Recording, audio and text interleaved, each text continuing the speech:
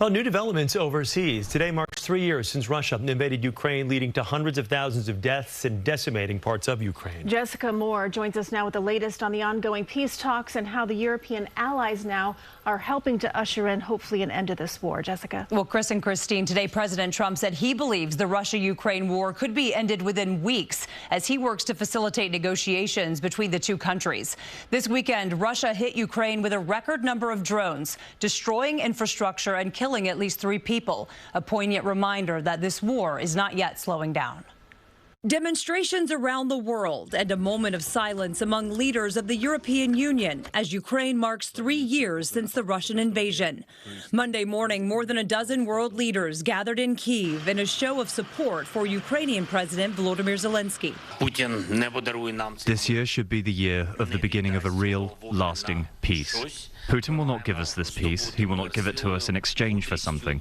We must gain peace with strength, wisdom, and unity. European leaders now scrambling to unite after President Trump blamed Ukraine for starting the war with Russia. Today, the U.S. joined Russia, Belarus, North Korea, and Sudan in voting against an adopted UN resolution condemning the war and holding Russia directly responsible. French President Emmanuel Macron met with President Trump at the White House, where they spoke with G7 leaders and discussed the ongoing peace talks between Russia and Ukraine. It could lead to World War III if it's not solved. You know, there'll be a point at which it's not going to stop at those two countries. Already there's such involvement from other countries. President Trump said part of the working deal includes Ukraine paying back U.S. war funding using the country's supply of rare earth minerals. The president also said he believes Russia and Ukraine will uphold any deal that is mutually agreed upon. European troops may go into Ukraine as peacemakers.